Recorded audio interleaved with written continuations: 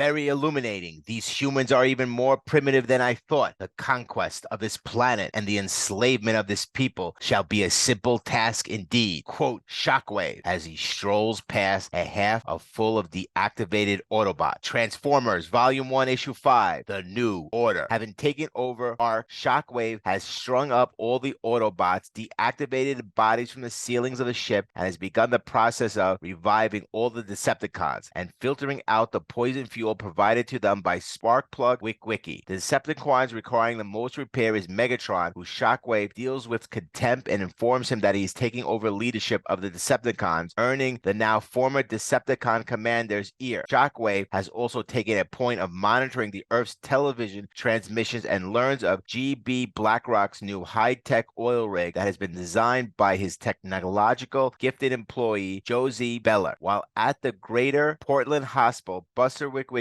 goes out looking for Ratchet and finds him just returning back with a pair of paramedics answering a call. When the medics realize the ambulance they were riding in can talk, they are all frightened away. Buster explains to him that his dad pulled through the surgery and informed him that he tainted the Decepticons' fuel so they would lose their battle against the Autobots. Ratchet is concerned, however, because he is unable to contact the Autobots via radio, and Buster convinces Ratchet to let him tag along in case there's trouble. Before he goes, Buster decides to visit his father one more time in Sparkplug's hospital room to tell his father that he is going back to the Ark. Sparkplug expresses his disapproval, telling him that getting involved with alien robots is not a thing a high school student should do, and has to promise him that he is only going to say his final goodbyes. Buster promises his father that it will, even though it saddens him deeply. Back aboard the Ark, Shockwave gets all the Decepticons back up to working operation and has the remaining deactivated Autobots strung up on the ceiling. He then gloats to Megatron that he intends to use Optimus Prime's creation matrix to create the next generation of Decepticon warriors for him to command in the quest to conquer the entire planet Earth. Seizing its energy resources, Shockwave then transforms into a space gun mode and flies off to begin his bid for conquest. Ratchet and Buster meanwhile arrive at the Ark and are shocked to find Rumble and Fezzy guarding the base. Buster convinces Ratchet to let him slip past the entrance and investigate what's going on. Sneaking inside, Buster's horrified to find all the Autobots destroyed and strung up on the ceiling. Rounding the corner, he runs into severed head of Optimus Prime kept alive by Decepticon. As Buster looks on in ever-increasing horror, the head of Prime tells Buster that he is the Autobots' last hope. Note, initially in the series, the creation matrix was a computer program used to bring life to Transformers. Later on in the series, it is retconned to resemble the matrix of the leadership seen in Transformers cartoon series. A prequel comic to Transformers Revenge of the Fallen features a front cover similar to this comic. The Transformers transitions from being a 4-issue miniseries into an ongoing comic book with this issue. It is the first issue written by miniseries editor Bob Budansky, who would remain as the book's writer for the next 4 years. Next issue, Transformers Volume 1, Issue 6, The Worst of Two Evils.